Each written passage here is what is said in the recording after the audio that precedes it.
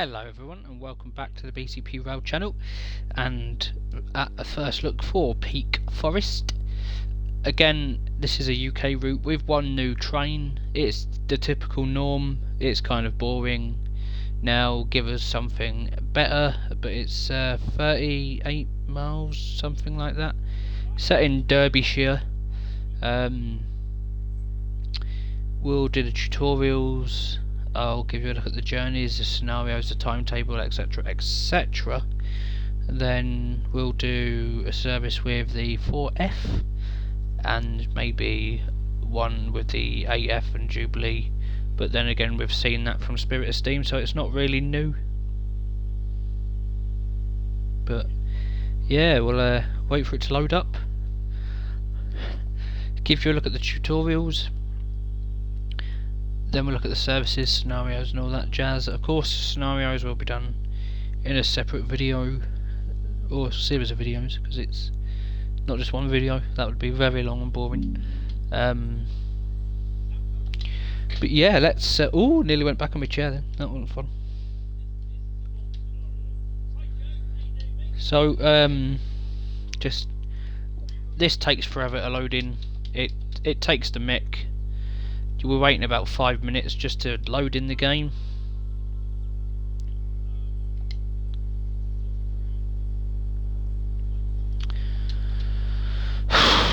Yep, this is all in real time. It takes forever to load. Do you remember when they said it was going to be the fastest thing ever? Well, that was a lie. So, Peak Forest. Oh, that's laggy. Where is she? Peak Forest. There it is, Peak Forest Railway. 110 services, which isn't a right lot. That's 25 less than the doesn't really capture the Spirit of Steam. So we got 31 services for the 4F, 29 services for the Jubilee, so that's what, 60, and 48 services for the 8F, which brings it to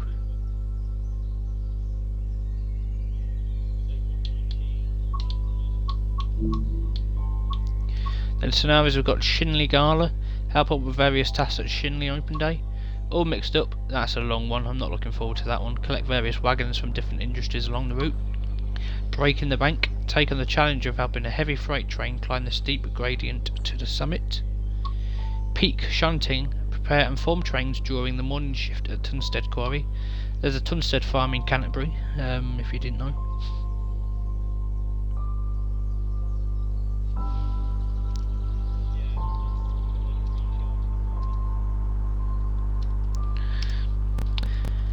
Deep freeze, deliver extra coal to the gasworks so it may be transported to nearby houses. And royal appointment, take over a special service to Buxton for a royal visit. That's a double-headed one. And then tutorials, we've got Peak Forest route introduction, semaphore signalling and hill start. The locomotive tutorials are via the Dewberry Whatsit, the training centre.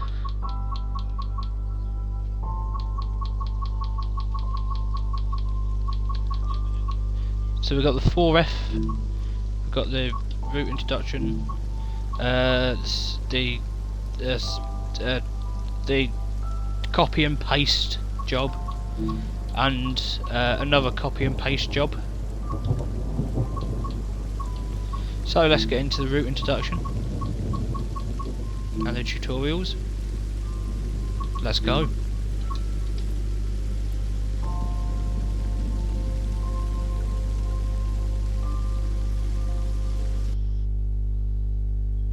Of course I'll be quiet for this.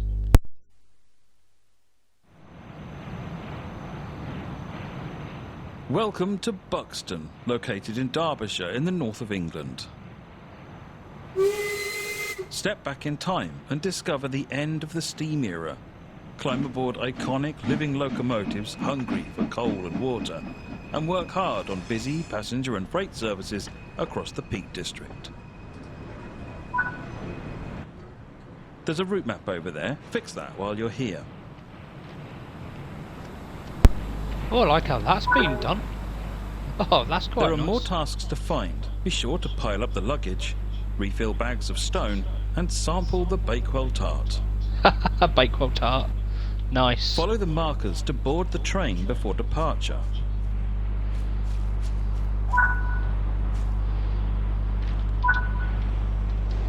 Take a seat in the brake van. You can sit in any available seat.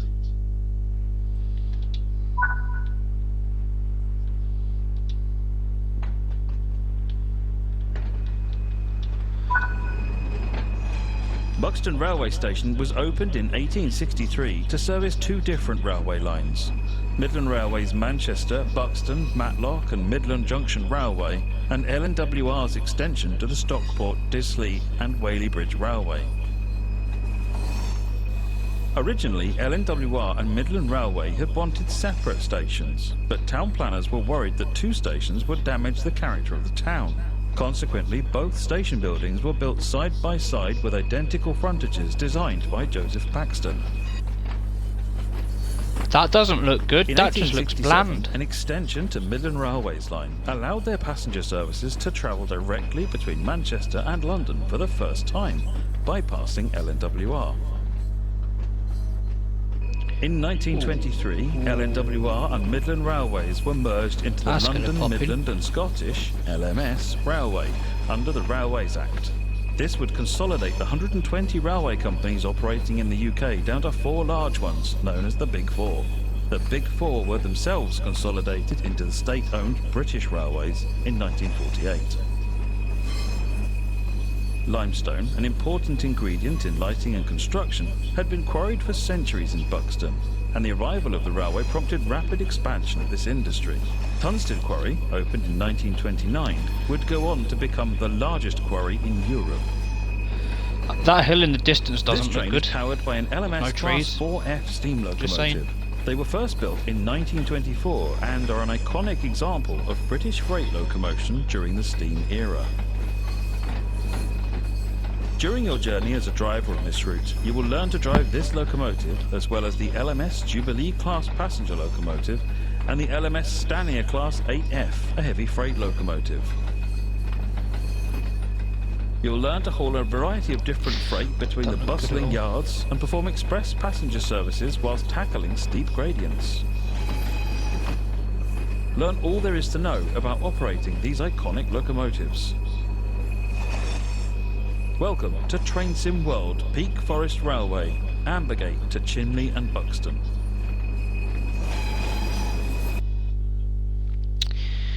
Well, looks like an alright route, apart from that bland hill in the background, but ayo. Let's get the copy and paste job out of the way.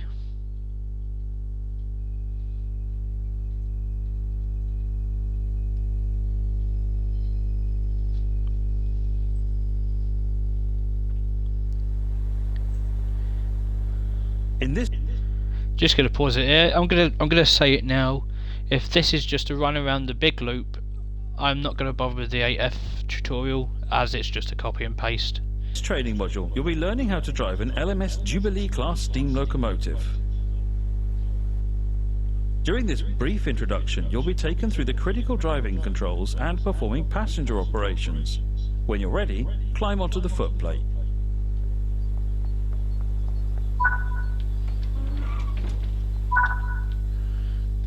Take a seat at the driver's position. This is where you'll be spending most of your time.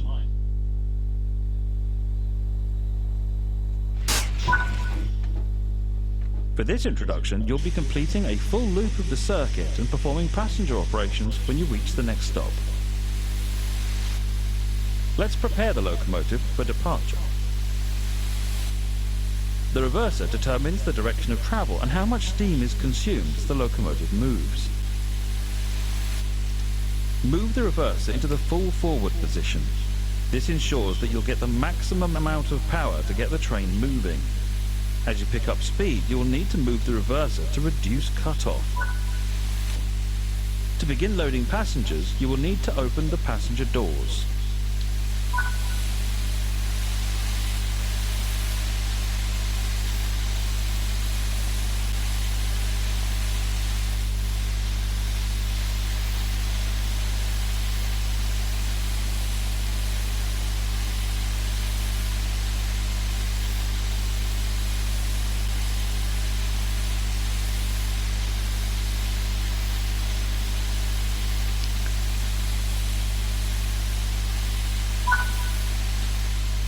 It's time to depart. Close the passenger doors.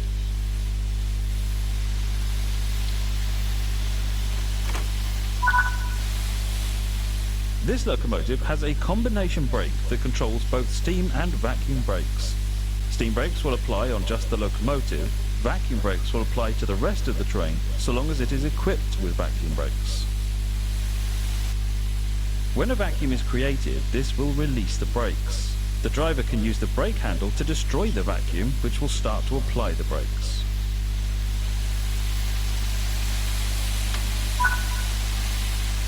To create a vacuum, you should use the ejectors. The small ejector should be left open when the train is running. The large ejector can be used to more quickly increase the vacuum after coupling or heavy braking. Open the cylinder cocks to remove any water from the cylinders after. The regulator acts like the throttle for steam locomotives. It controls how much steam is delivered into the cylinders. Slowly open the regulator to apply some power. Remember that power delivery is delayed in a steam locomotive, and applying too much power too early will cause wheel slip.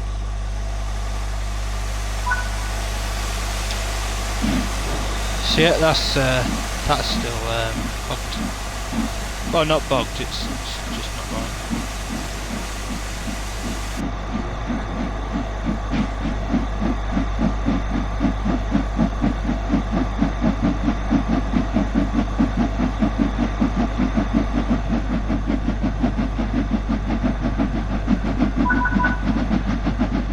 Now that the locomotive is moving, you can open the regulator some more.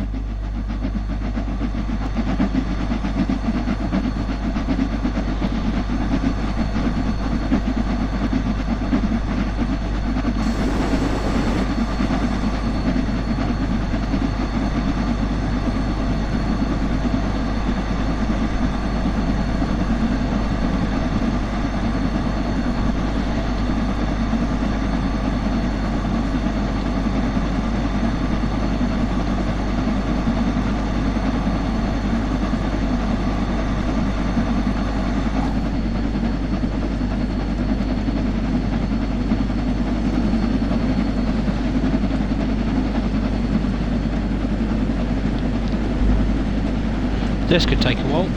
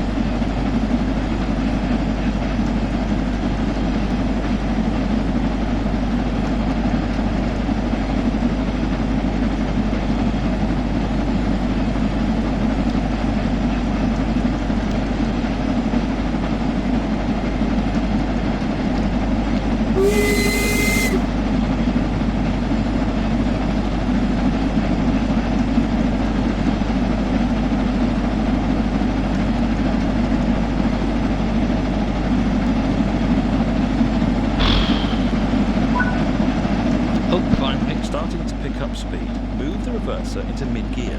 This reduces the amount of steam let into the cylinders and saves energy. I've already been doing that. This class of locomotive was built between 1934 and 1936 and nicknamed Jubilee, after one of its class was named Silver Jubilee, in recognition of the Silver Jubilee of King George V. Up until the late 1950s, the Jubilee were the largest express passenger locomotives found running out of St Pancras in London. They could be found on main lines throughout the LMS network running express services, until later being displaced by the more powerful Royal Scot class. This locomotive has a tractive effort of over 26,000 pounds and has a top speed of 90 miles per hour. Oh, I've got it to 100.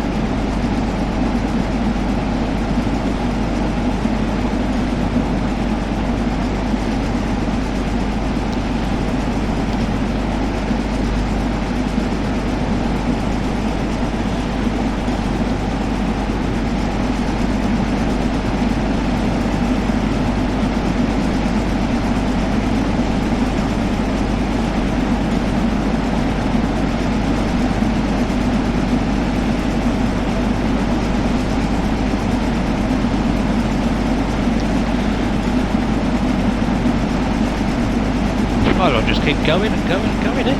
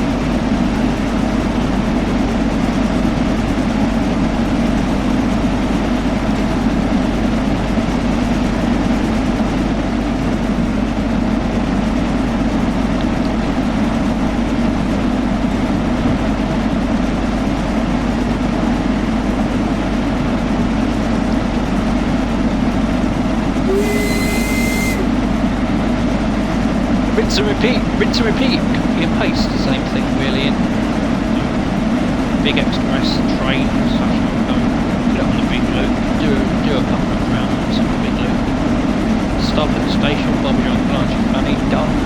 It is just copy and paste. It is nothing original. You know how I feel about these electric wheels. I'm not a fan, but it is what it is. I have it.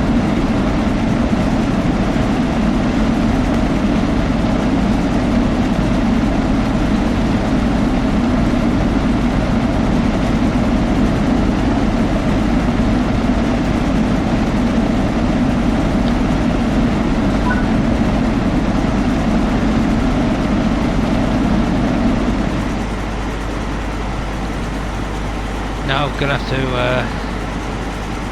put on some brakes, I think.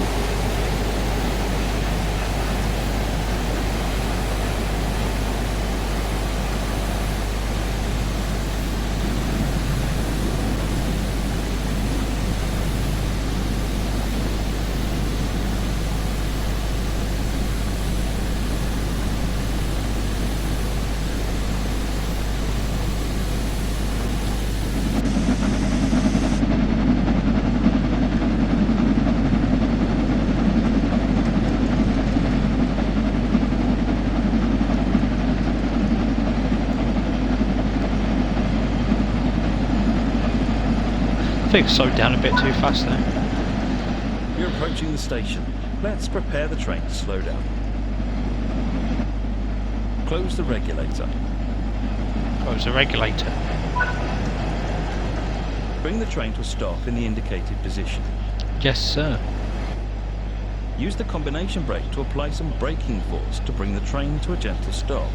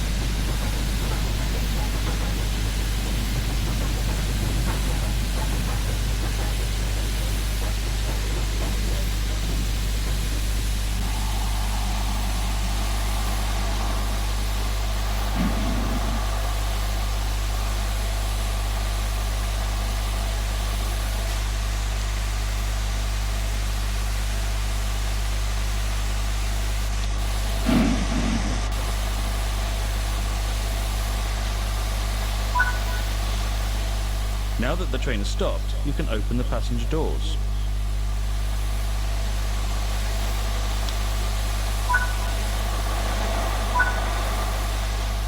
Good work. That concludes all the basics of operating this locomotive.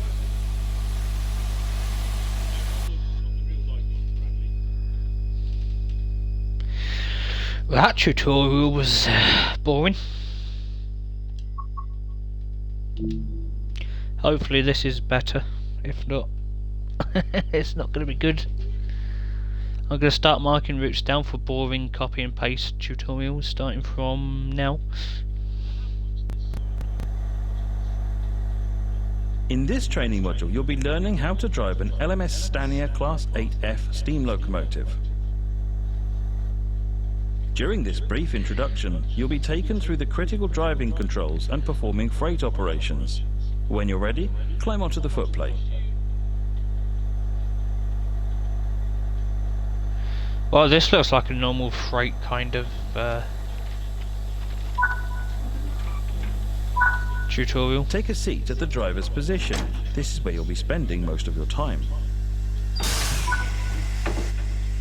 This class of locomotive was built between 1935 and 1946 and was designed as a freight version of the highly successful Black 5 locomotive.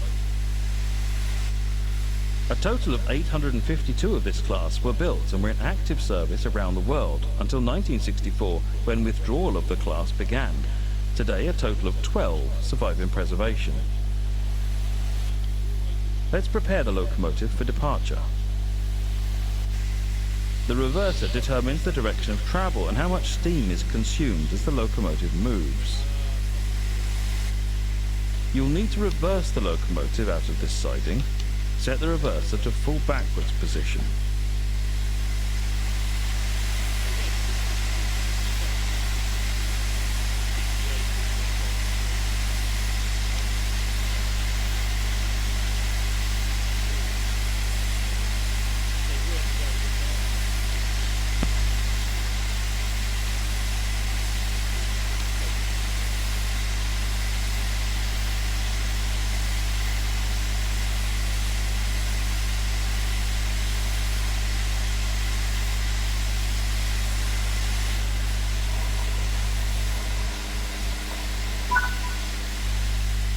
This locomotive has a combination brake that controls both steam and vacuum brakes. Steam brakes will apply on just the locomotive.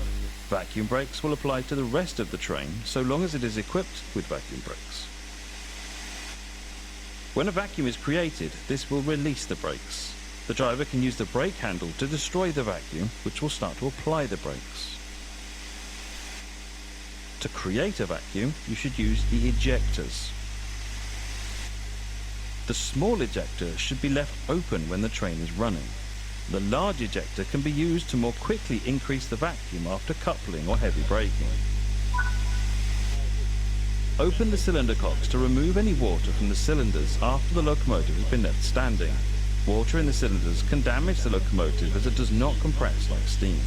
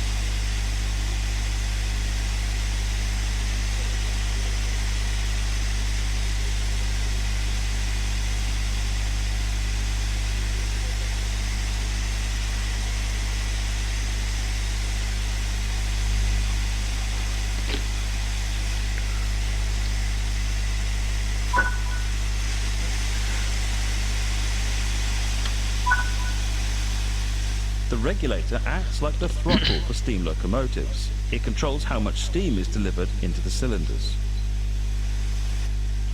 Slowly open the regulator to apply some power.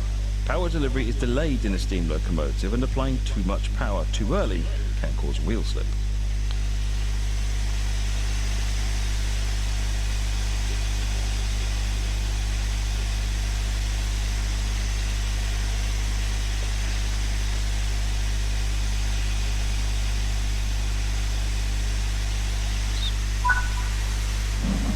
These locomotives have a tractive effort of 32,000 pounds and have a top Yes. speed of 43 miles per hour.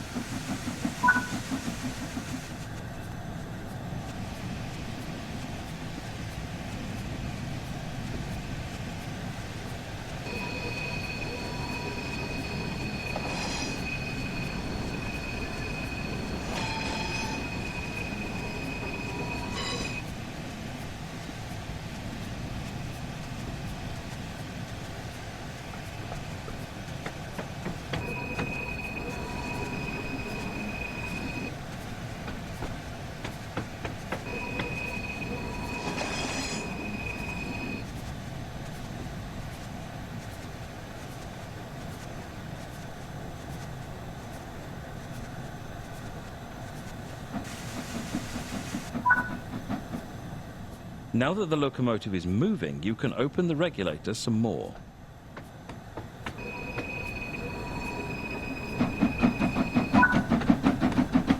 We're starting to pick up speed. Move the reverser toward mid-gear. This reduces the amount of steam let into the cylinders and saves energy.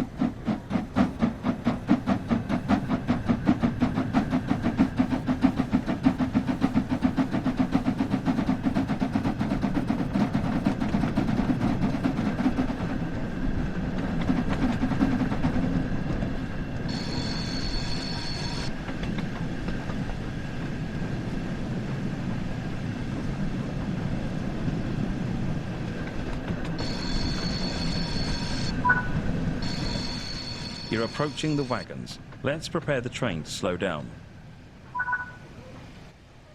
Move the locomotive over to the wagons and prepare to couple up.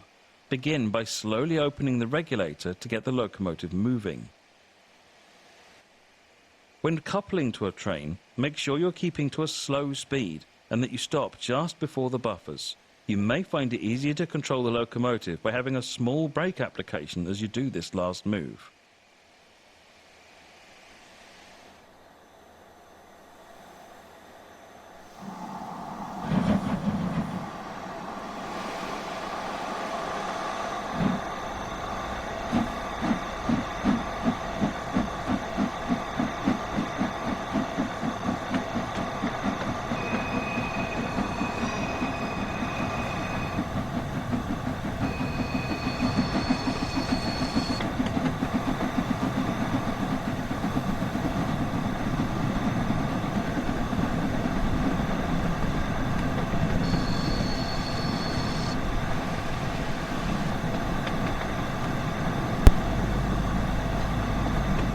This is different. I'm just going to pause here and get a drink.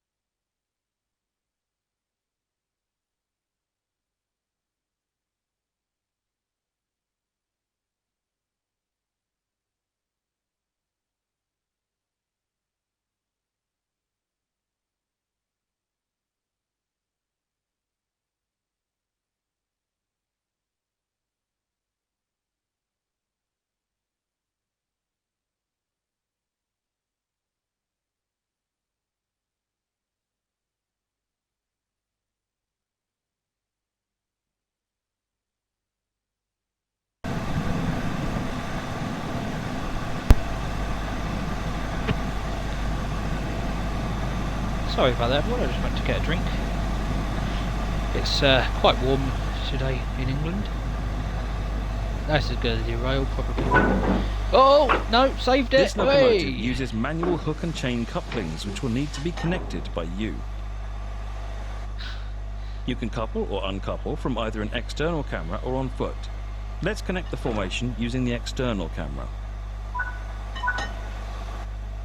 Return to the first-person camera. You will need to ensure that all the junctions are correctly aligned before moving the locomotive. As this yard features manual junctions, you will need to set them by either walking over to them or by using the map. We use the map, folks.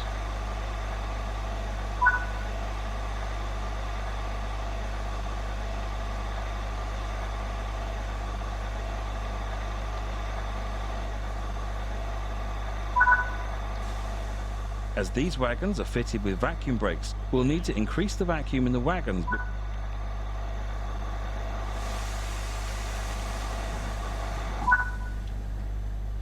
The brakes are now released and we can get moving. Move the reverser into the full forward position and open the regulator slowly to get the train moving.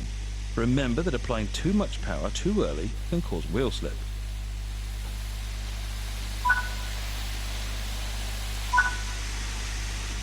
The train is now moving. Bring the train to a stop in the indicated location.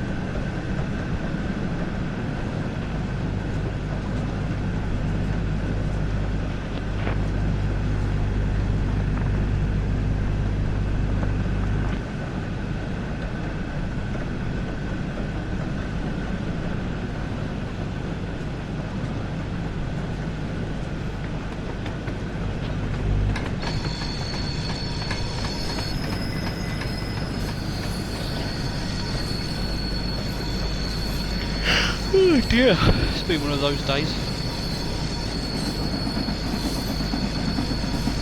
Oh, hello. That's different.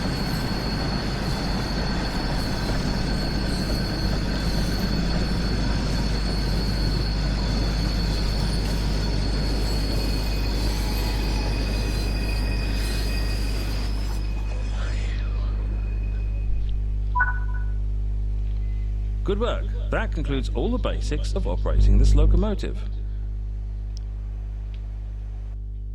Well, that was nice and different. I like that. Next up is the 4F,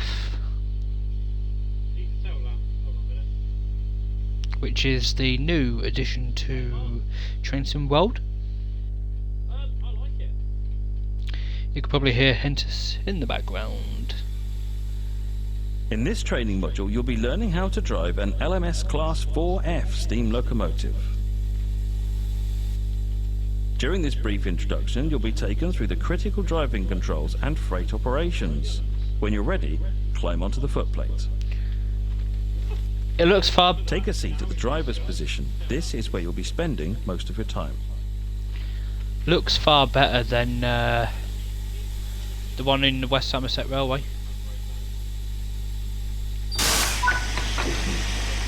Let's prepare the locomotive for departure.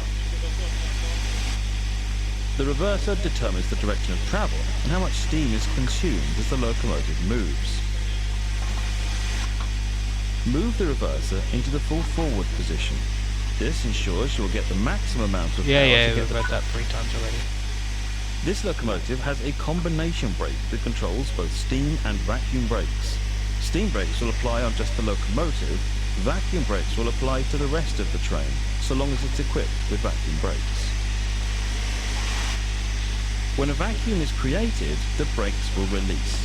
The driver can use the brake handle to destroy the vacuum, which will start to apply the brakes.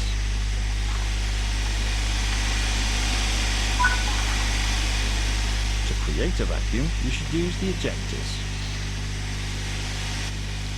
The small ejector should be left open when the train is running. The large ejector can be used to more quickly increase the vacuum after coupling or heavy braking.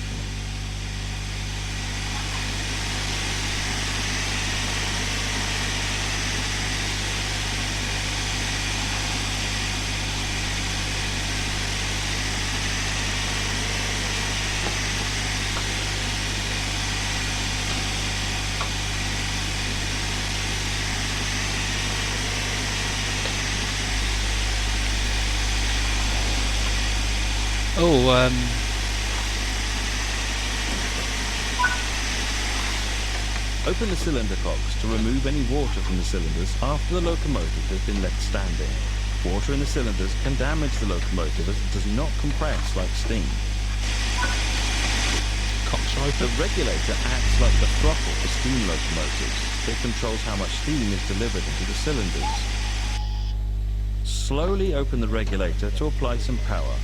Remember that power delivery is delayed in a steam locomotive, and applying too much power too early can cause wheel slip.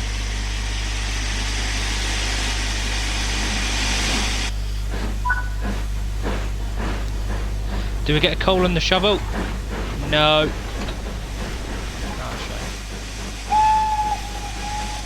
The sounds are epic.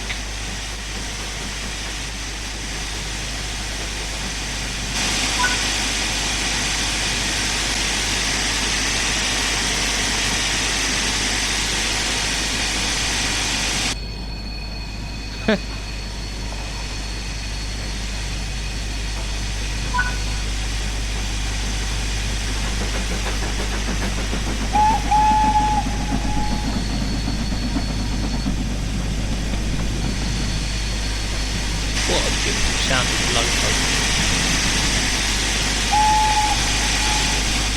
It's got a nice little echo on the whistle. So that's a blower. Sander.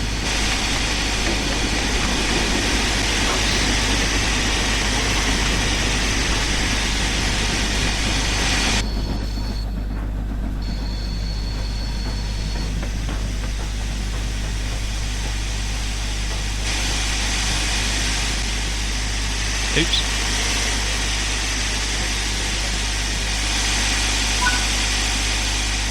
You will need to ensure that all the junctions are correctly aligned before moving the locomotive.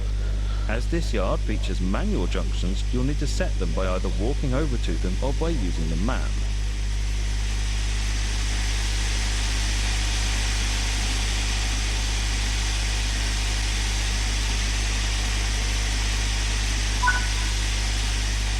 Now that the junctions are aligned, you can move the locomotive over to the wagons and prepare to couple up.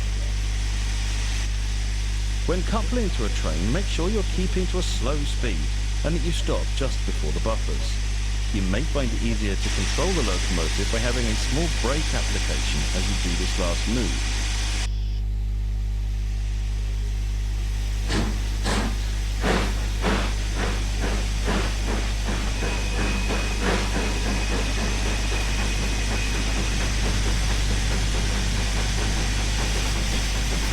Oh, look at that! You can see the little, you can see the gears, the stuff moving. That's epic.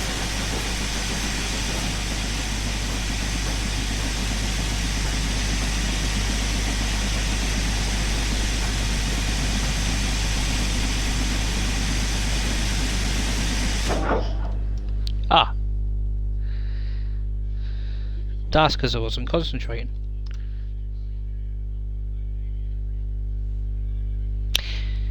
We'll just move on.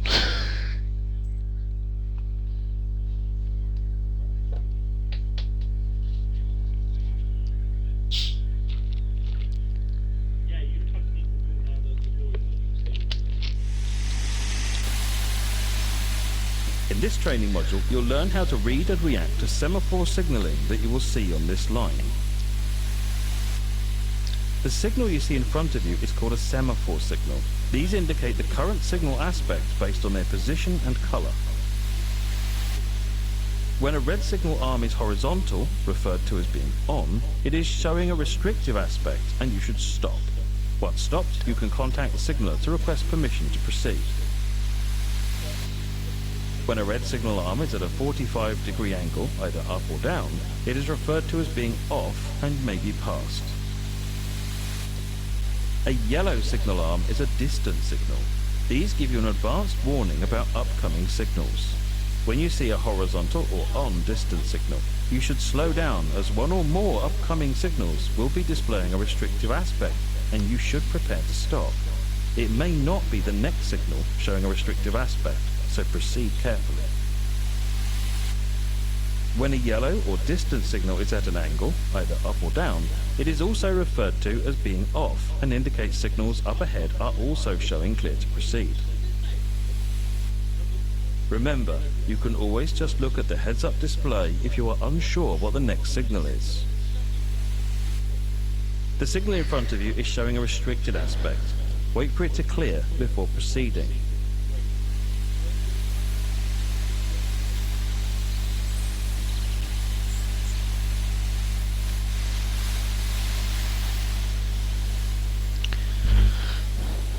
Station looks really nice.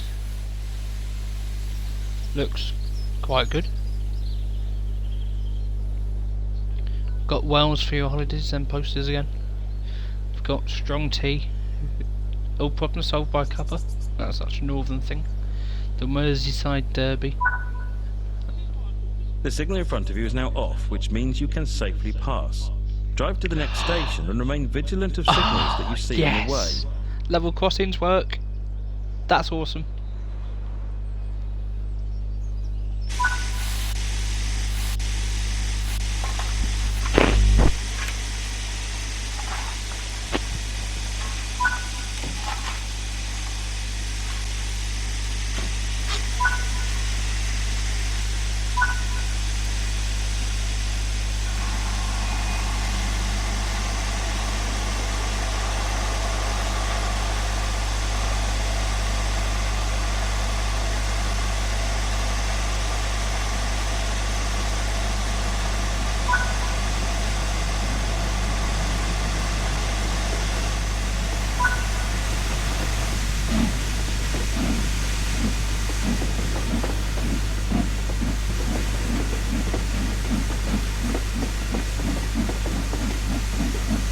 Turn cylinder cocks off.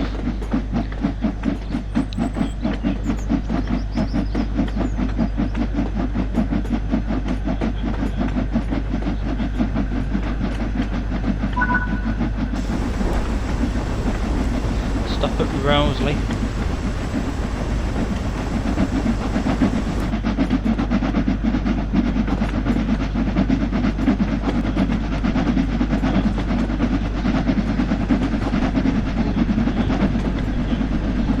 Looks a beautiful route. Quite scenic.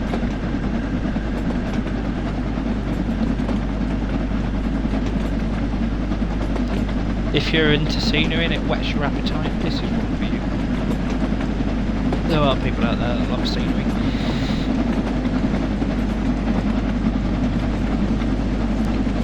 It's Church Lane Crossing B.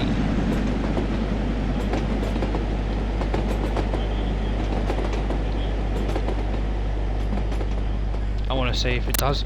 Yes, it does. Beautiful. Yes.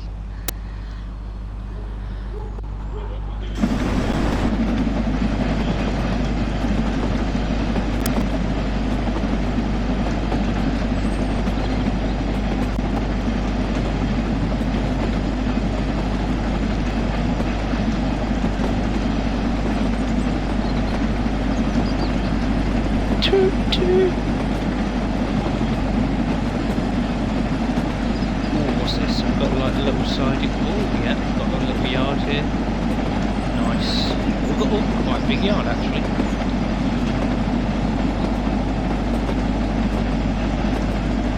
I like.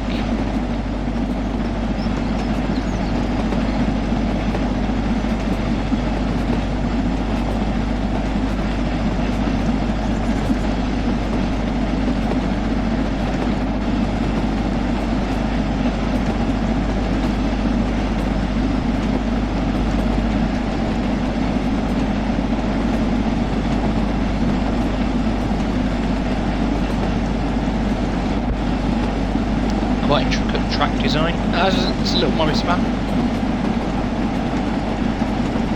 No. Yeah, what? Oh, it's one.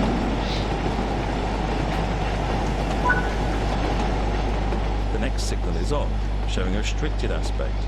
Stop in front of it and wait for permission to pass. If you pass a red signal when it is on, the session will end. This is called signal passed at danger, or SPAD, and in reality could end a driver's career.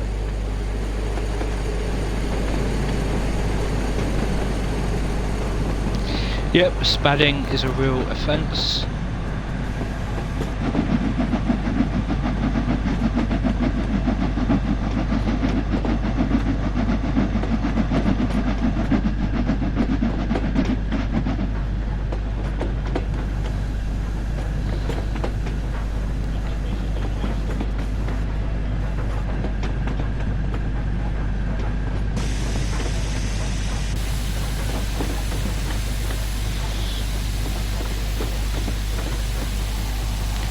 Spadding's no joke.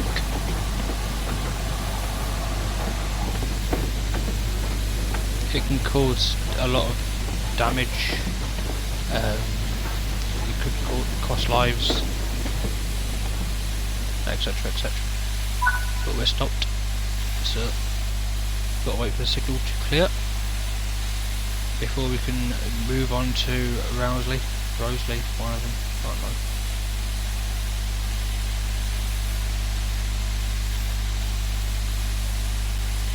Nice, it's kind of a branch line kind of thing. Triangular station. There's only one left in the UK, I think. And that's Shipley, up north.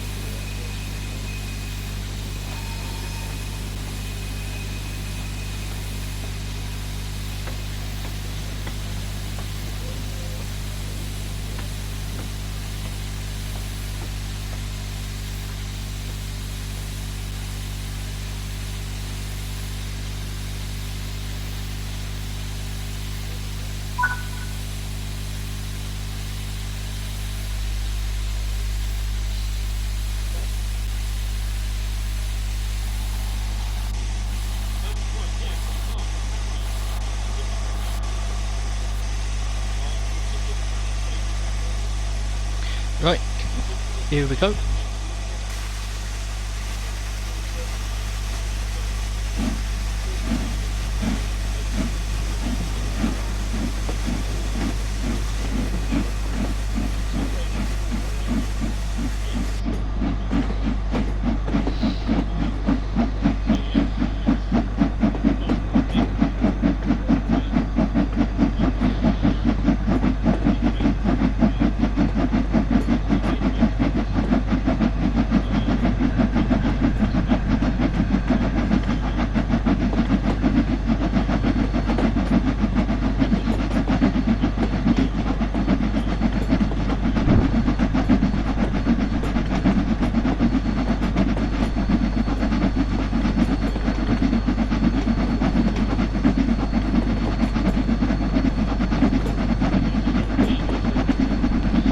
Right, so we're coming up to Roseley,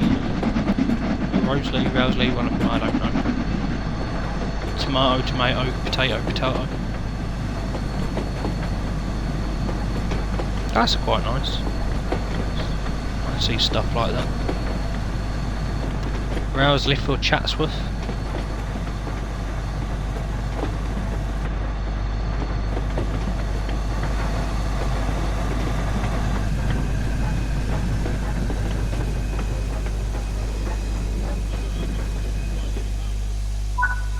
Yeah, well, That good stuff. concludes this training module. Oh, really? Oh, okay.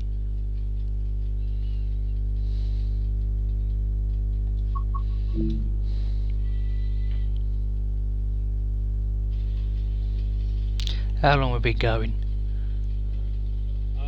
Nearly an hour.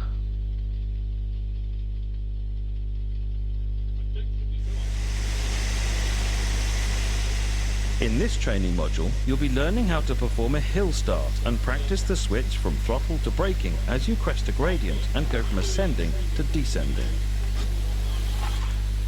For this introduction, you'll be driving the LMS Stania Class 8F locomotive hauling a train of ICI hoppers. These are the new wagons. To begin, let's prepare the locomotive. First, ensure that the combination brake is applied. For this introduction, the combination brake has already been applied for you to prevent the train from moving. Next, you will need to set the reverser to the full forward position.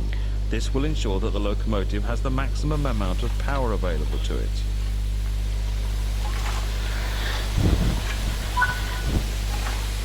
The small ejector is currently closed and should be opened when the train is running.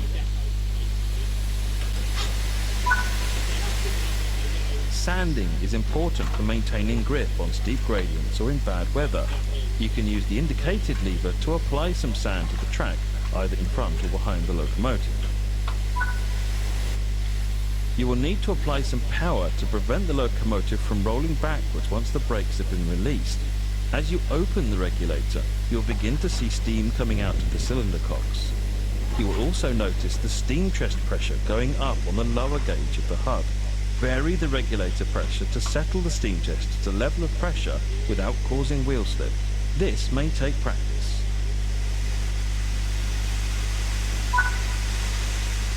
The large ejector needs to be fully opened to ensure that the brakes have been fully released across the entire train.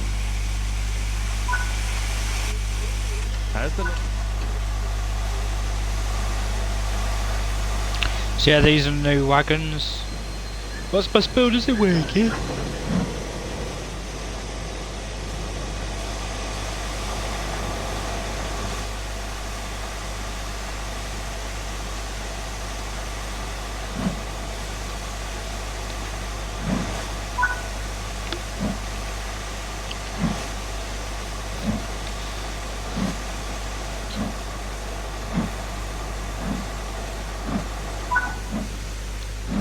As the brakes are now released on both the locomotive and wagon, you should now be moving. If not, carefully increase power using the regulator. If you apply power too quickly, the wheels will slip. If this happens, reduce the amount of power to regain control and gently reapply.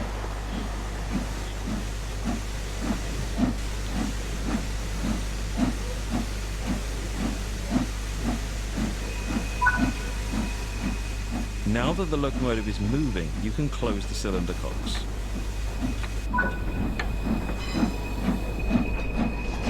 Go via location. Peak for rest. This is Tunstead Quarry. We are 588 ton. We're empty, kind of.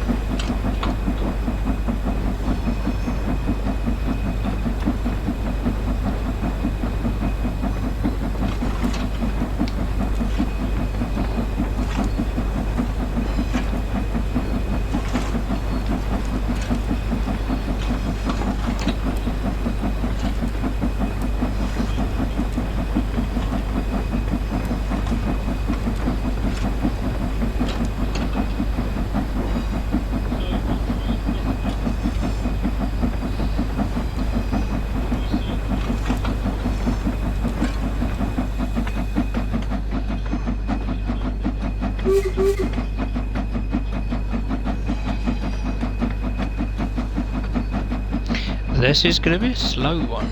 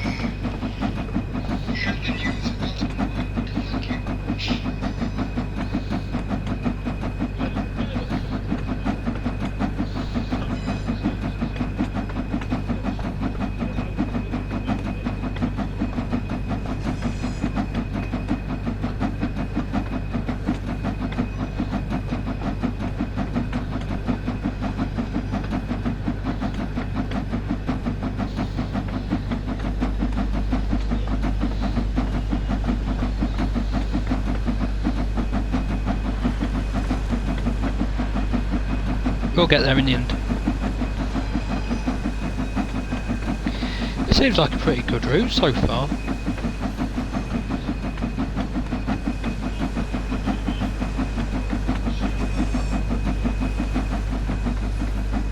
Seems like quite a nice... well, that looks a bit bland, but doesn't most of Derbyshire.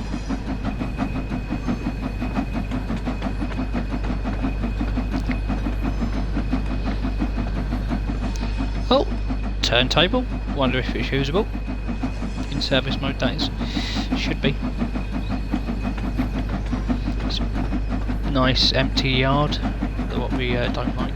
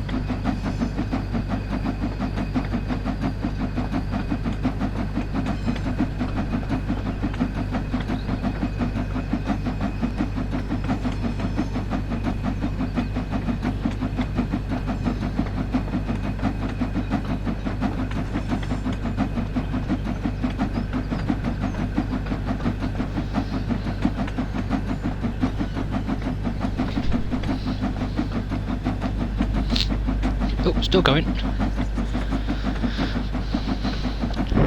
Not fast up the hill, is it? Eh?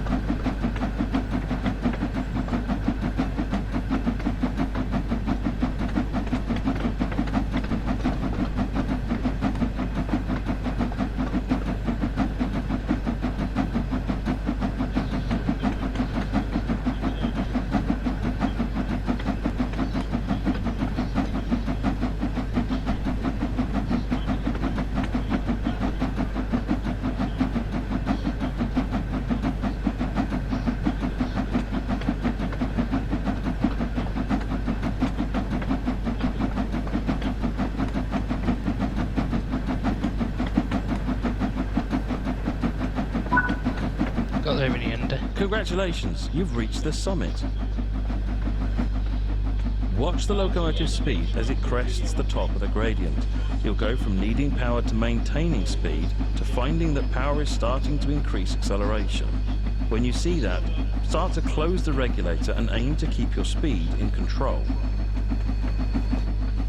As you start your descent, begin to control your speed using the combination brake.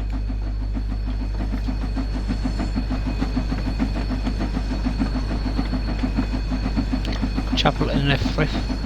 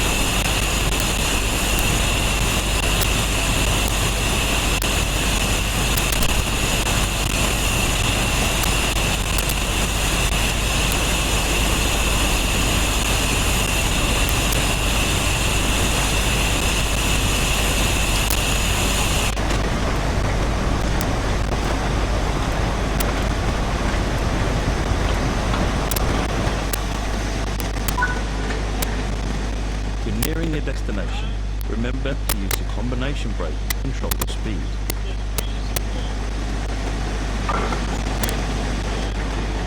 Oh.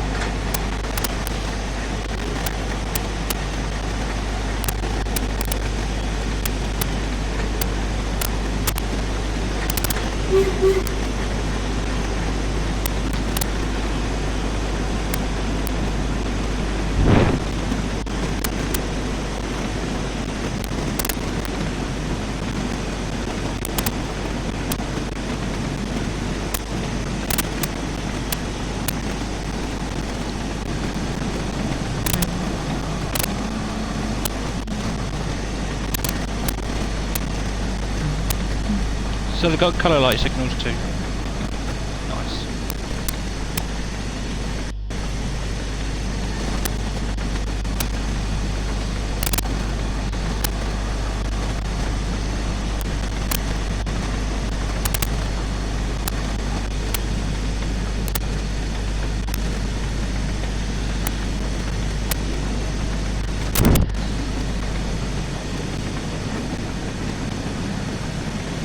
Coming down that hill.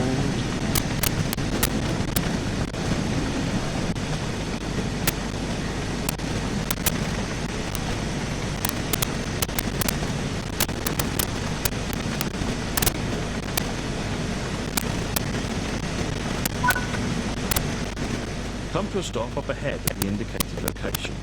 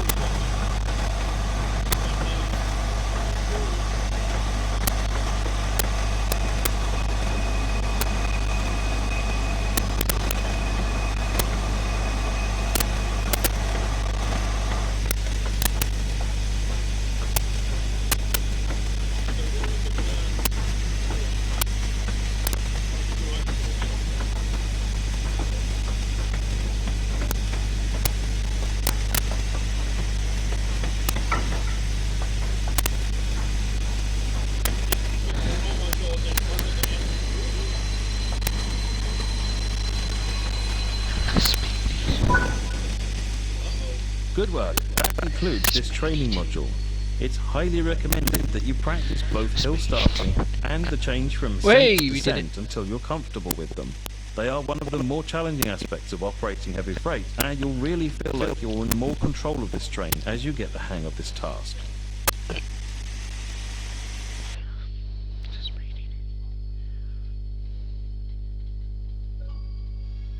Achievement unlocked. Rare achievement unlocked. Peak performance, complete all the training modules and peak forest. So let's look at the journeys, the scenarios, and then we do some timetables, and that'll be it from me. It was where that signal box is, where it originally stopped. So peak forest, we've got 30 journeys. So we've got Jubilant. So we've got the training, steaming ahead.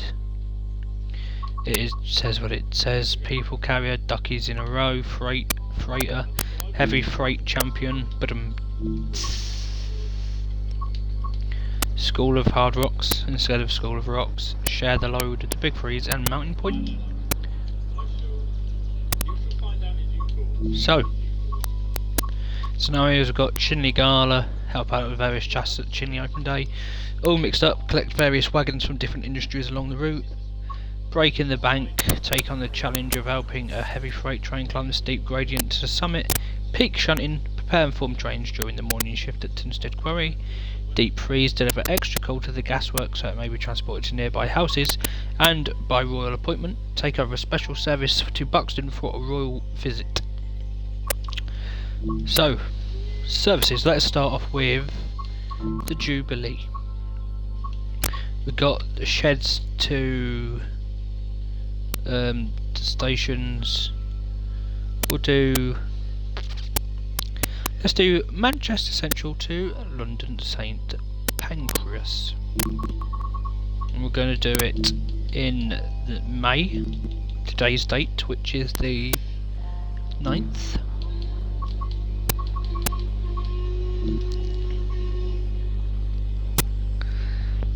So we'll look at some services, and then that'll be it from me. Oh, thanks. Oh, there we are. We've got the lights sorted. Don't need to turn on the lights. This is the new, the older kind of diorama thing. Scotland for your holidays, is it? Their suitcases.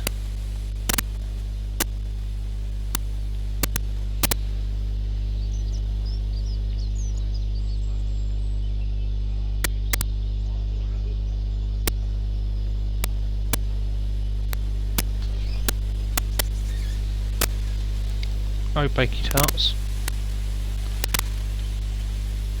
Don't think. Nah.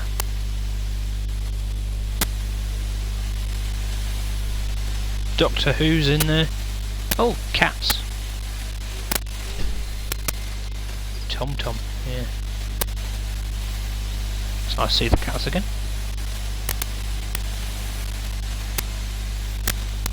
London for your holidays, eh? Okay, London for your holidays, eh?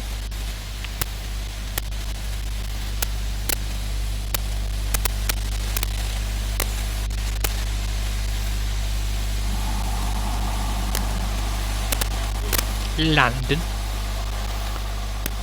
Not gonna lie, that looks a bit bad.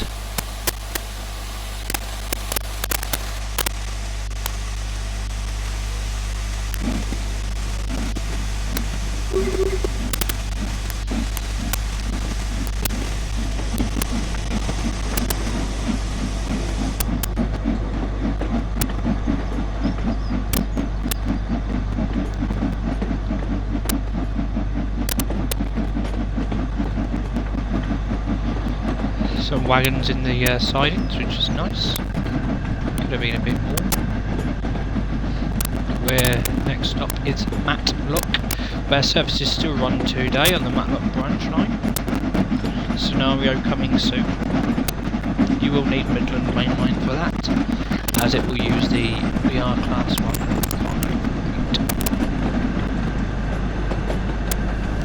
Yeah, thanks driver assist, I do know. Shut up.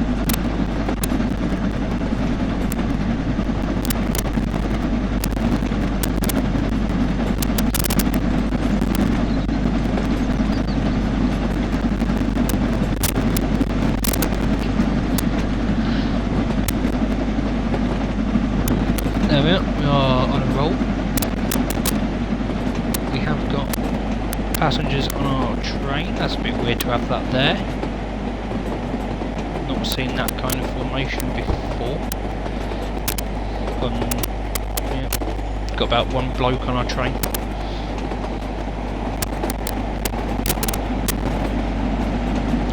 Yeah, that looks a bit bland. Looks a bit.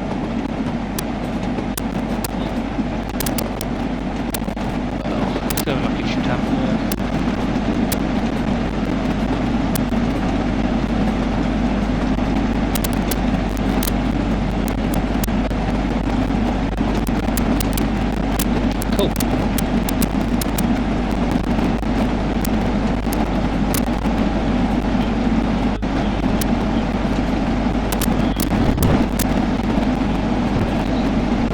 So our station calls out Matlock. Matlock Bath, Fogwood. What's and well, hope it is well and navigate.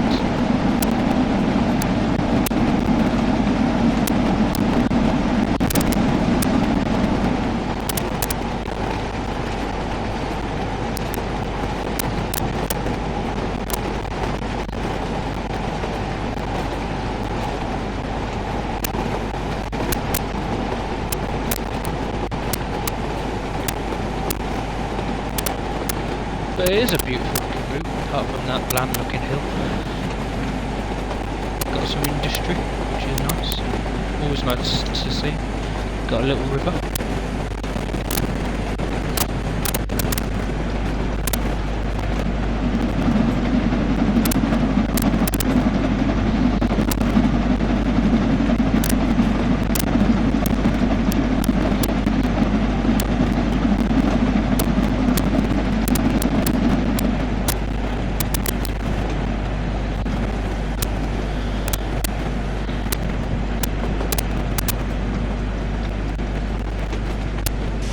Welcome to Matlock.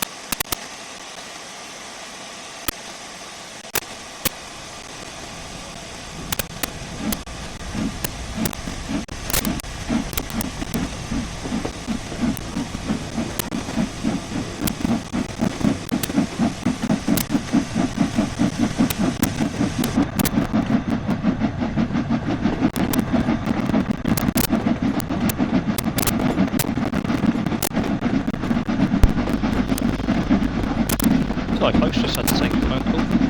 Next stop is Cromford. We are going to be late, but I don't know, who cares.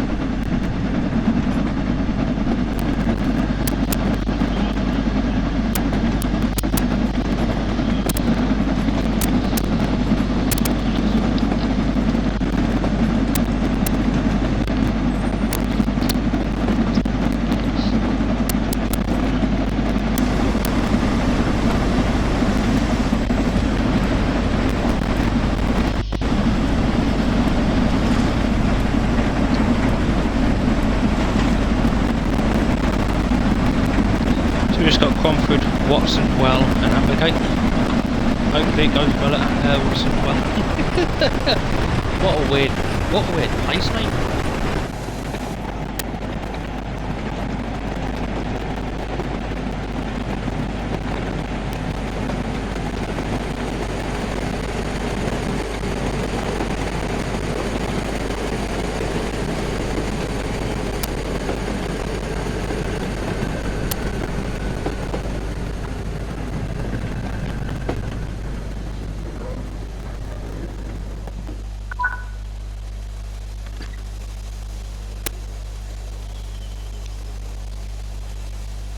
To be fair, it's probably better to have the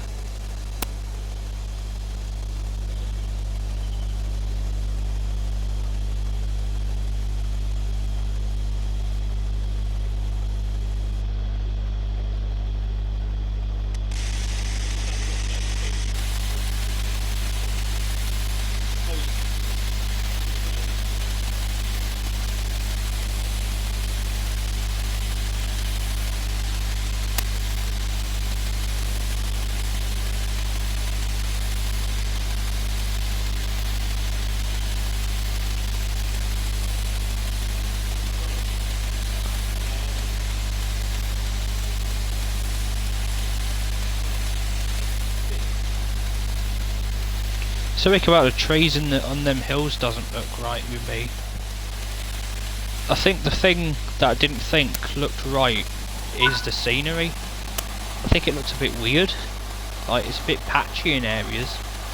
Like, if we look over there, it's got trees here, but that hill in the distance has got no.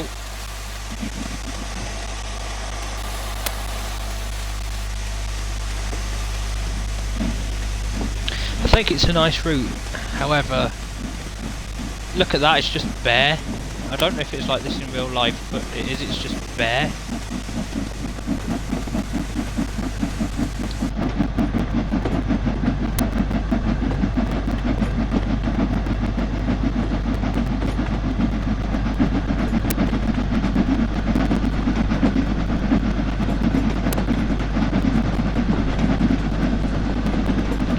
Go away, do what I want. Oh, hello. What was that? I think that was an 8F.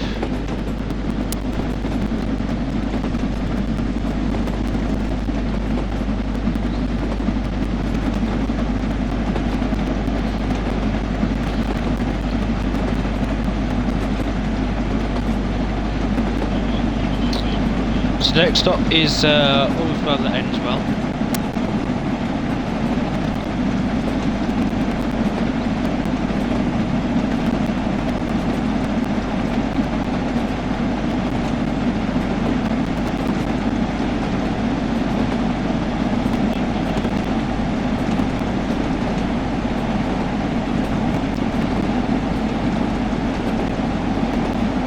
Oh, hello.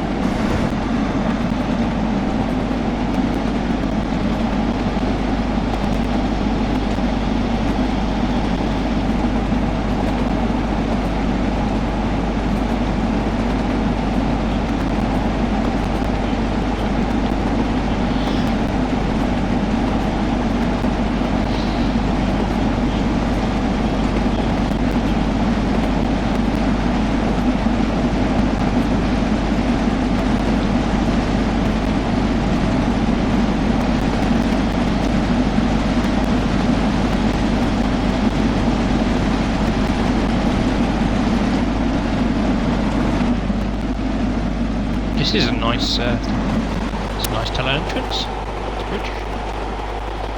Nice.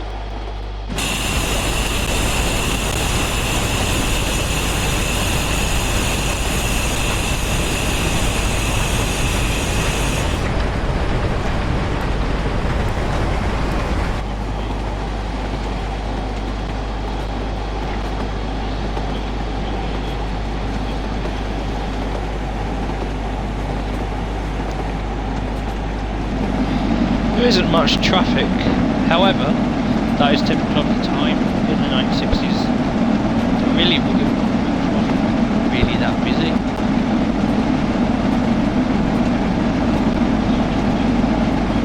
So it is realistic. It is a lot better than the Barely Captures the Spirit Estate.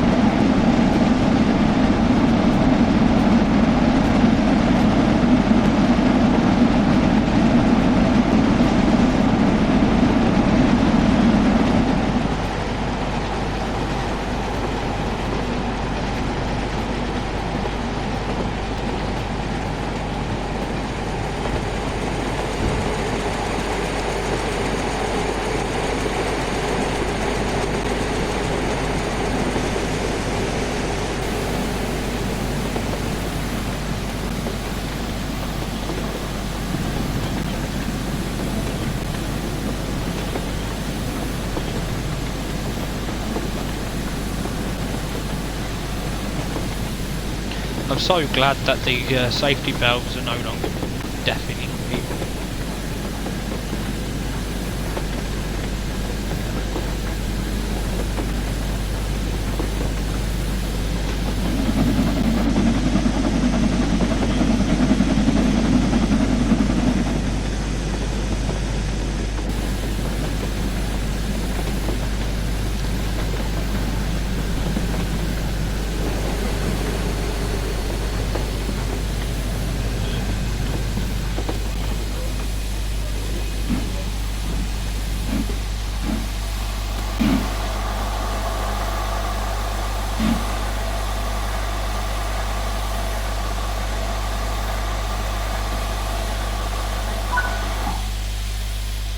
So we're all's well that ends well.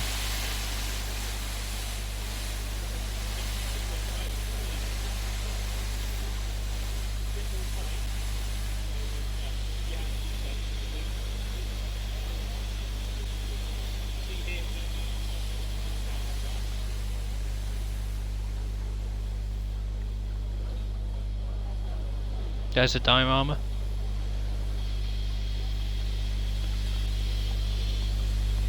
To be honest, I couldn't really care for damage. It's not simulated. There's a Bakewell tart. Nice.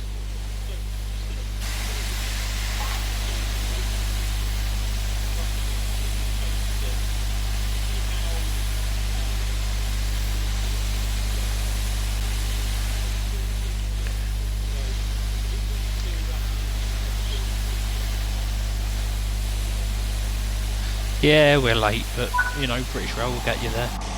It was always late in the day, so. And next up is Amber Gate.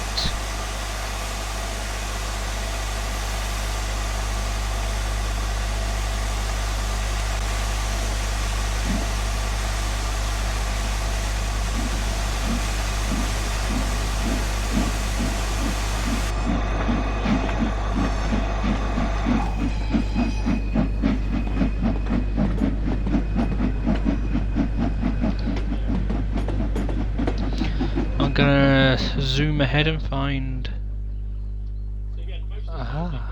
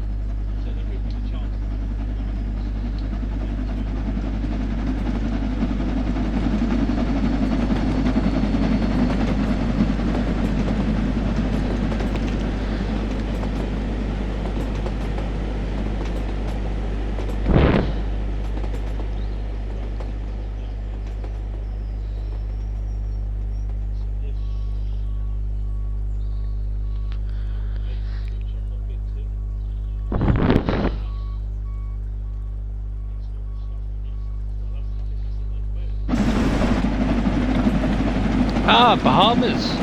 Hey! Still around this day. Good old Bahamas. is.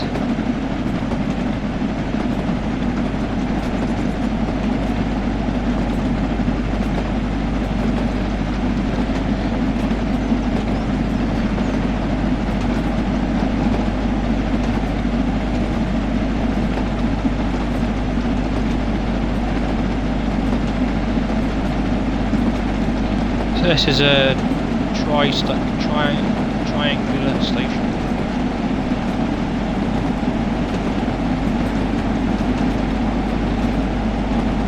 Just like a Shipley in West Yorkshire.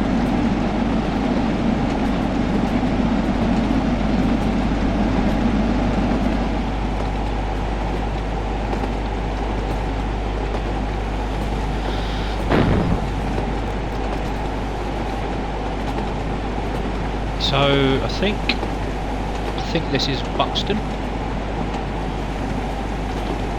and I think this is Shinley up here. So this is Shinley.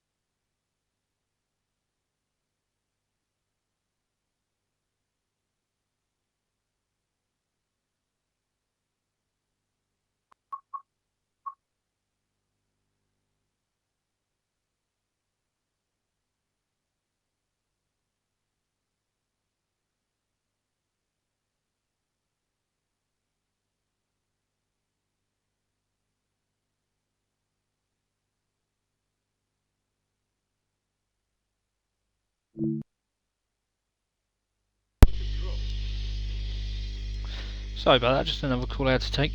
But now we'll look at a 4F and then I'm going to call it a day. I'm just going to look at the 8F. So you do like... We're done Ambergate, aren't we? Can I do Shinley? The answer is no. Okay. Yeah, let's just do a 4F and I'll call it a day there. So we'll do some loading of the hoppers in the 4F.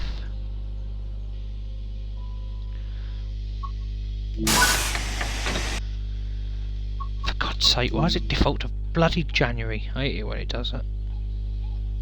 So apparently there's 140 AI services.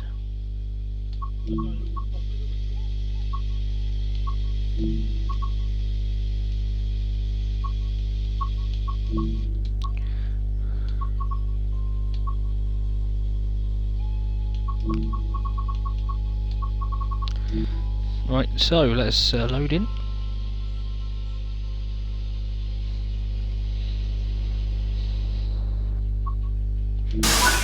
Well, there we are. So,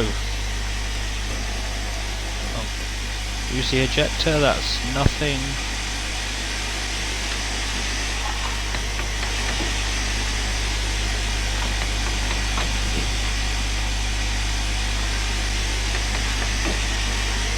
let's go.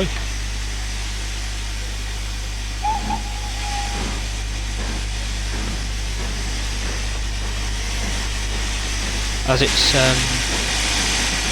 light local.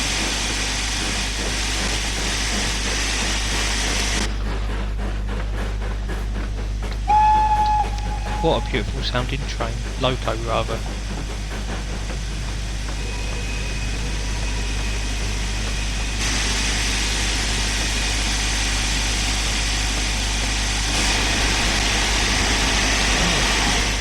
Oh, well. Let's try that again, shall we? No, do you know what? To finish, I'll complete the 4F tutorial and that'll be it from me. I'll also give you a look around. No. Yeah, let's just do the tutorial, call it a day. So, my thoughts on the route? Yeah, it's a nice route. It's a second steam route, so, you know, timetable is a bit lackluster and desirable, but it is what it is. So yeah, train depot. Let's do the 4F and that'll be it from me. What would I rate the route?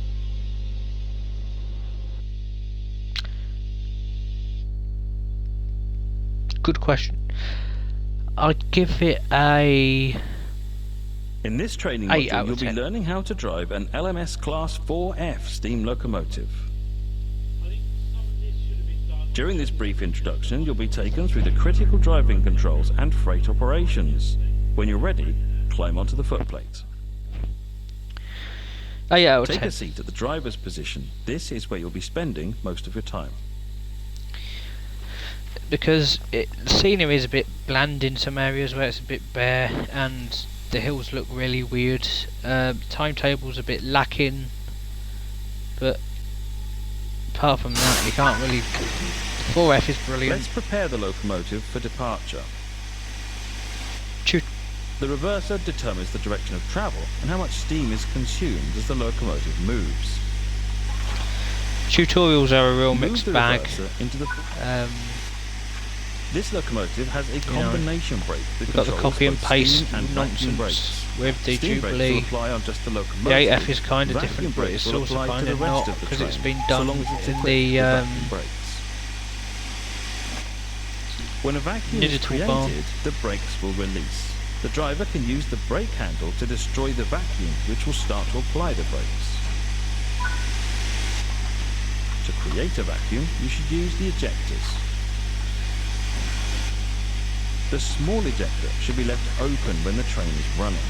The large ejector can be used to more quickly increase the vacuum after coupling or heavy braking. Open the cylinder clocks to remove any water from the cylinders after. The regulator acts like the throttle for steam locomotives. It controls how much steam is delivered into the cylinders. Slowly open the regulator to apply some power. Remember that power delivery is...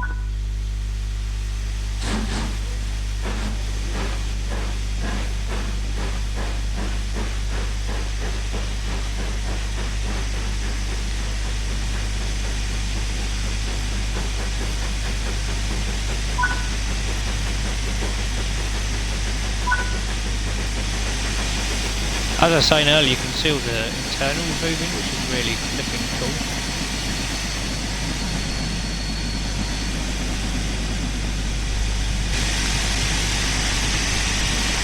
Safety valves are too bloody loud in this thing. I thought we fixed that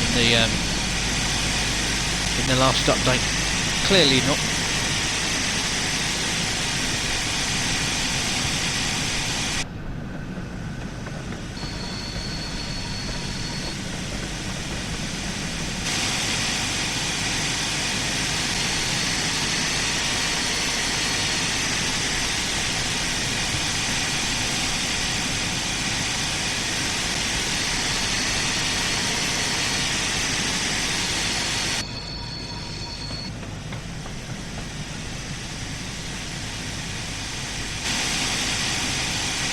Oh.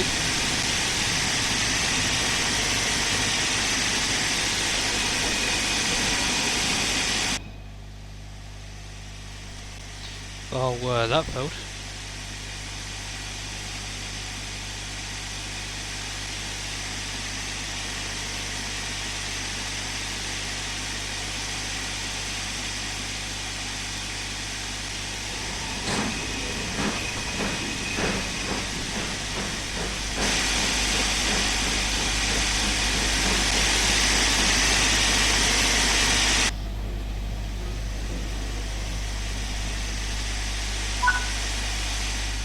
You will need to ensure that all the junctions are correctly aligned before moving the locomotive. As this yard features manual junctions, you'll need to set them by either walking over to them or by using the map.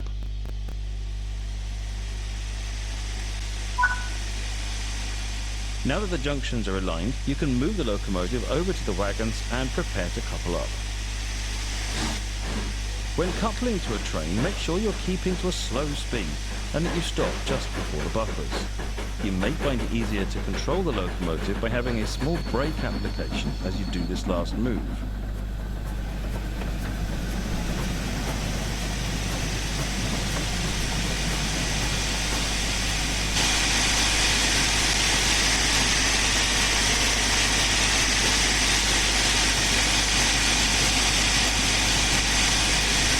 Overhead wire signs are a bit too big.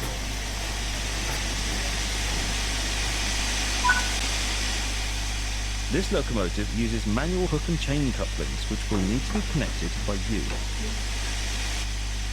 You can couple or uncouple from either an external camera or on foot.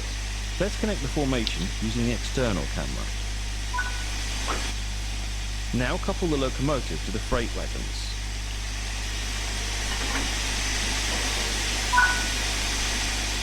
Return to the first person camera. The brakes The wagons can now be moved out of the siding. Change direction with the reverser and open the regulator again to get the train.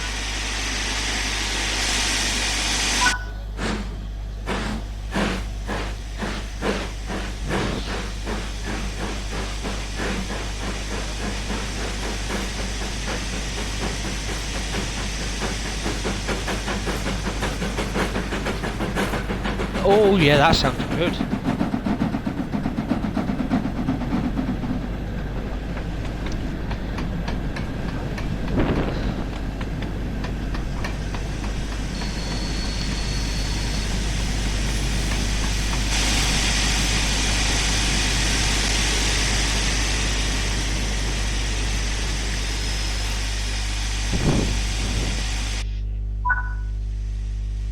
Make sure that the junctions are correctly aligned so you can couple to the second set of wagons. Keep in mind that your train is now longer, so remember to watch your speed and come to a stop just before the buffers.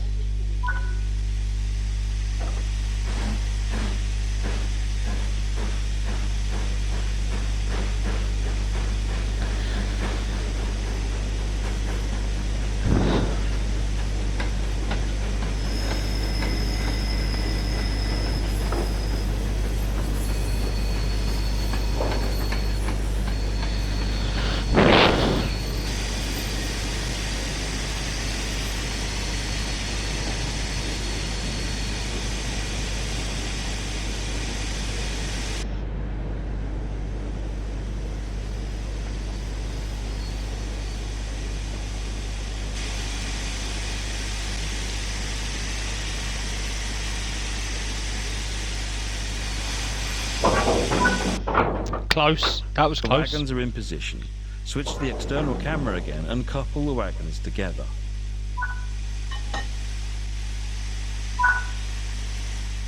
Nice work.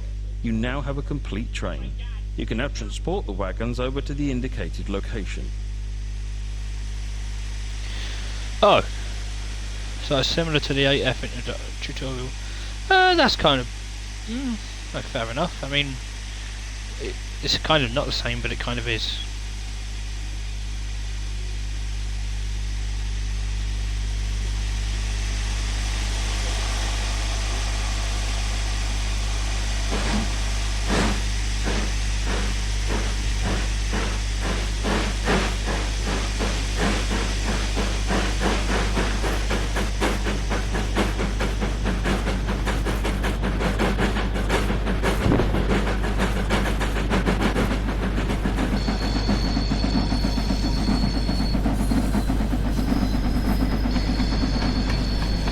Nice.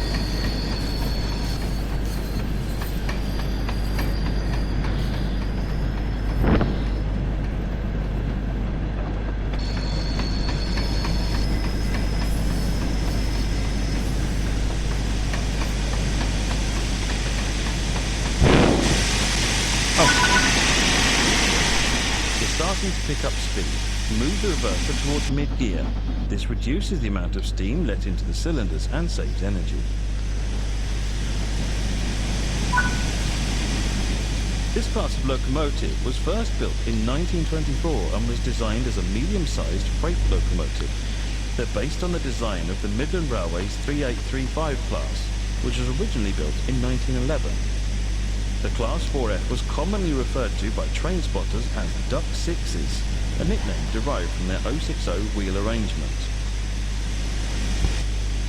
A total of 575 of this class were produced between 1924 and 1937.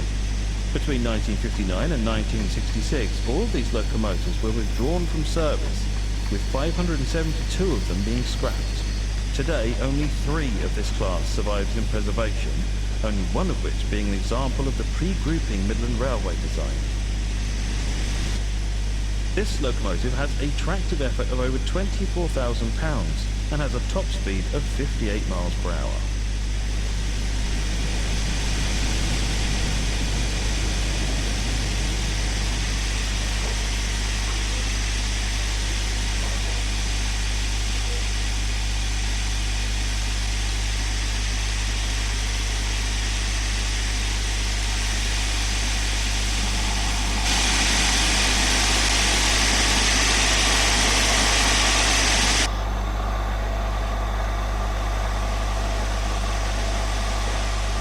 There we are.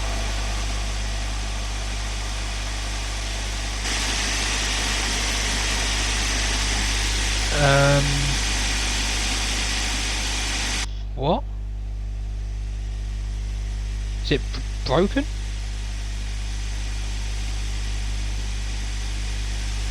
What's happening? Is it broken? Okay, it's bugged itself. Let's do a light loco move and call it a day. Let's go to 6.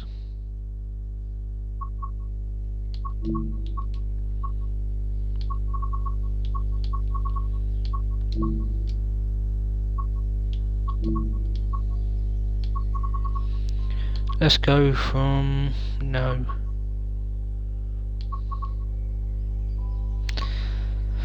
Let's do this one.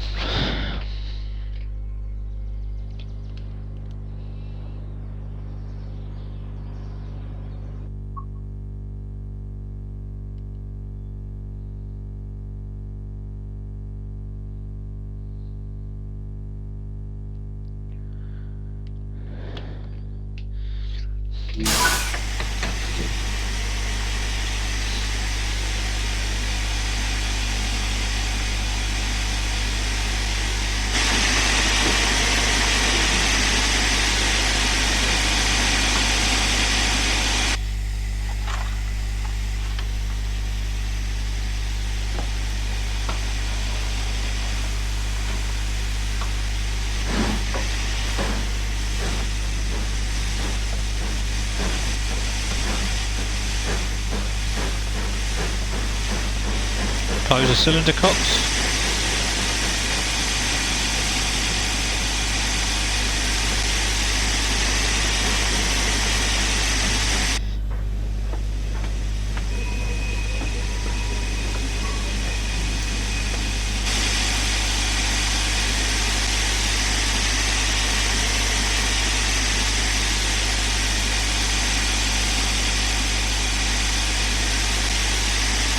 I mean, there's no red light bugs that are present on the route, I don't think.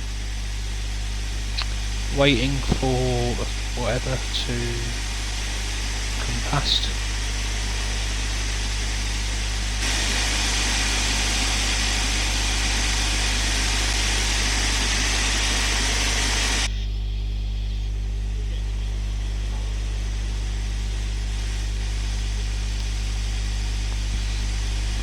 Why am I waiting? Probably for that.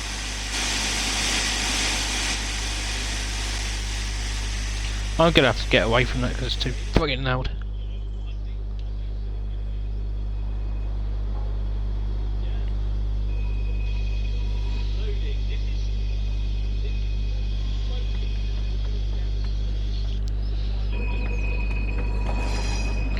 Oh yeah, it's an 8F light loco.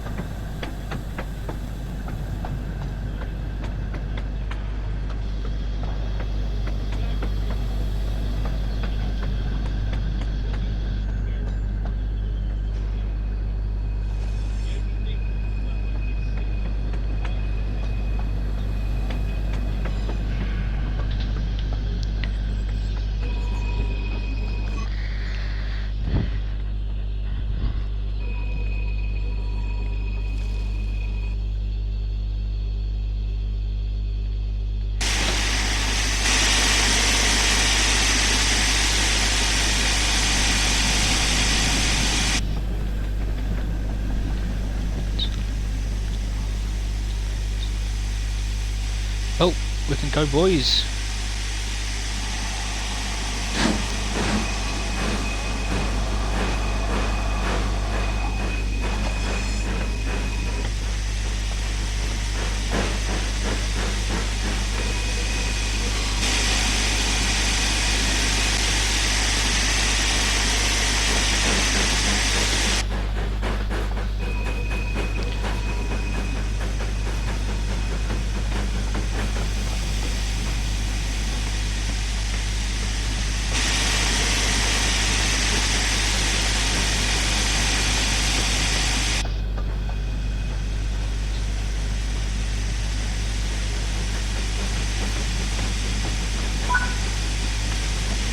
Yeah, it's one of them things where go via causes and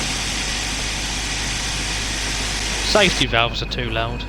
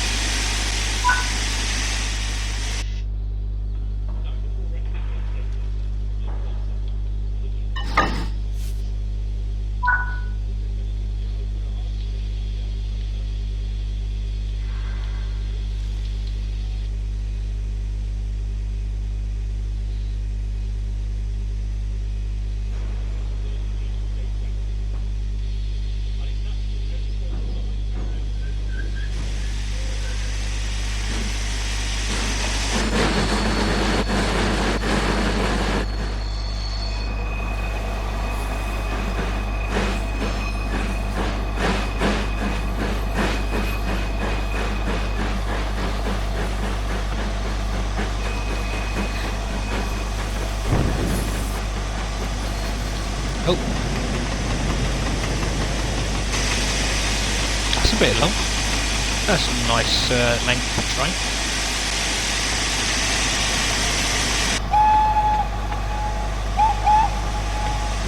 That's a bit bare, that's fast. Although it's a bit fast looks alright, it does look a bit too fast, especially up there.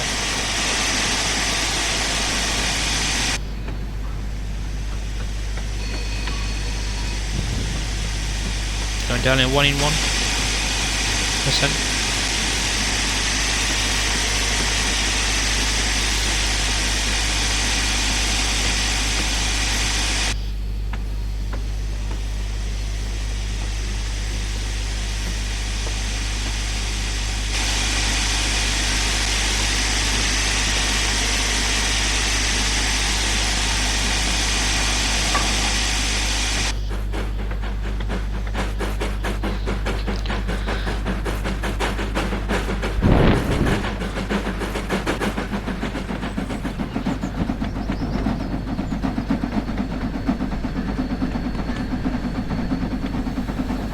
Imperial Chemical Industries. Oh, cool. That's quite nice. I wonder if Darth Vader's going to meet us there. That's a joke.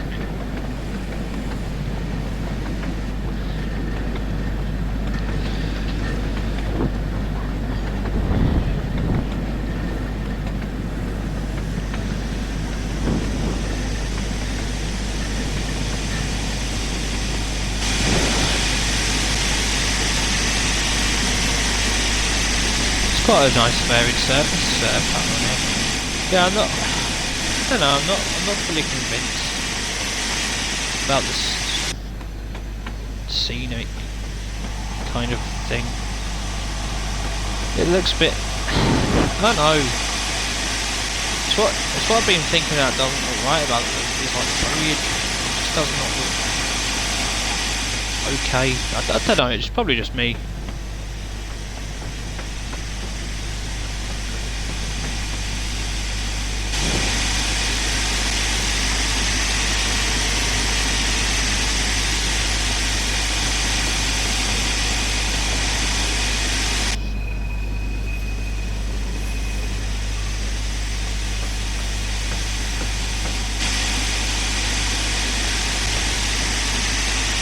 Yeah, boys, it doesn't go through the bridge.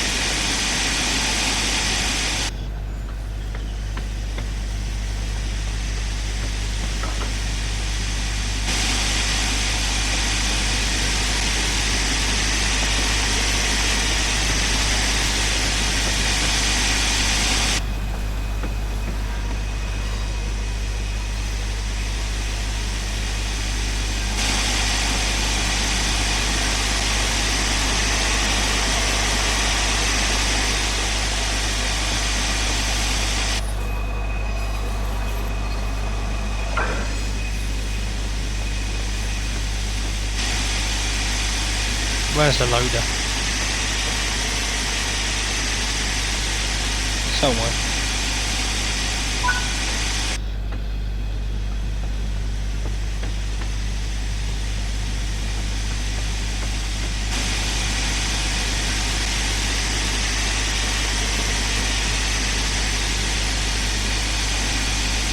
Oh, speeding.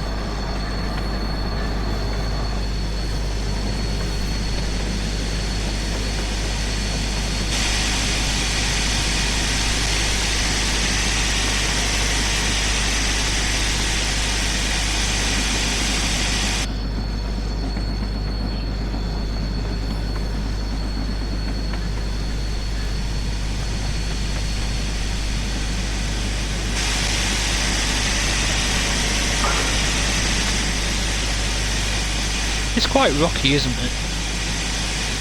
There's the back loaders.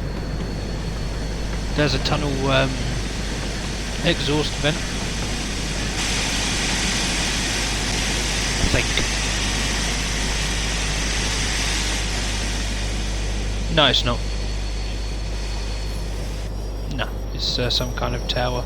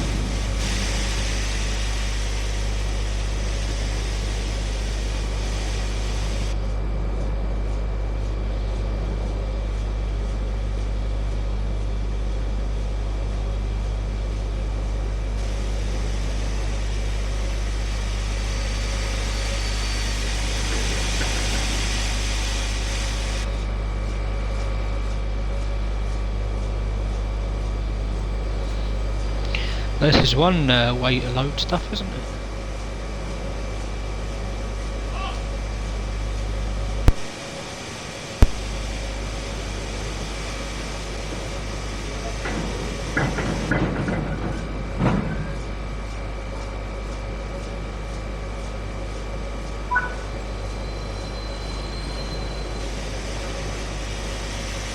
Stop at Tunstead departure sidings.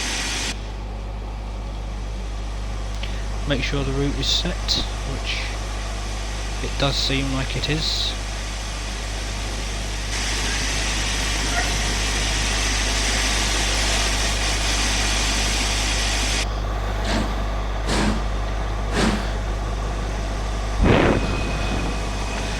I feel quite chuffed with this.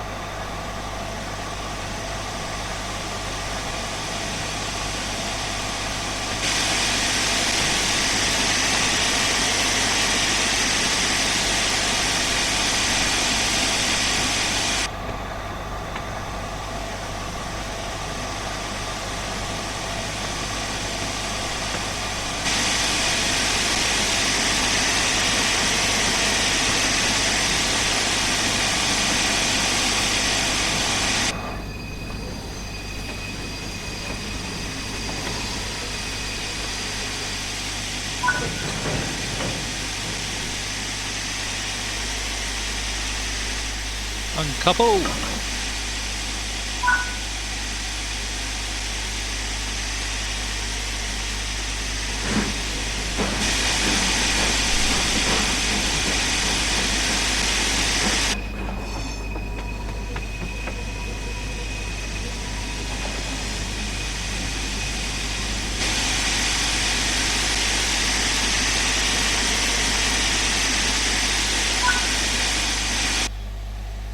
Oh, we're not going far then.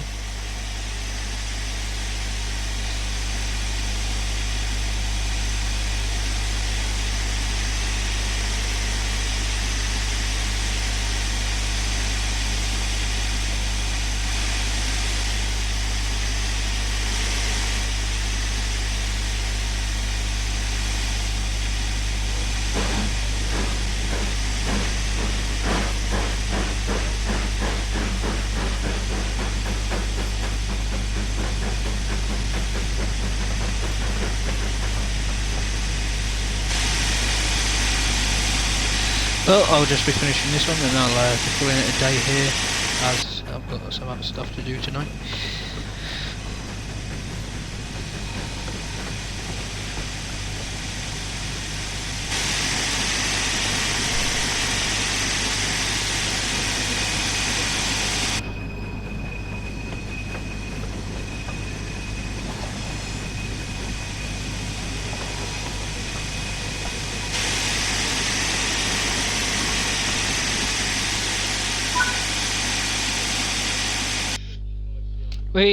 There we are.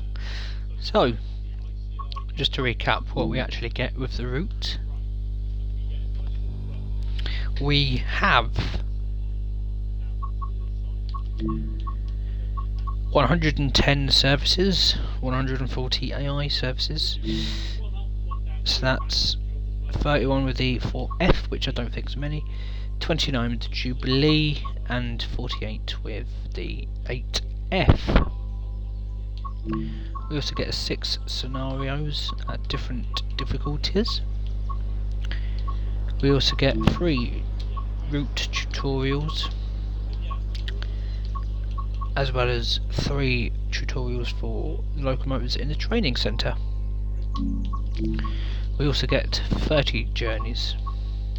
So, I thank you all for watching this video, and I hope to see you in the next one. I've been BCPL. This has been Peak Forest. Goodbye for now.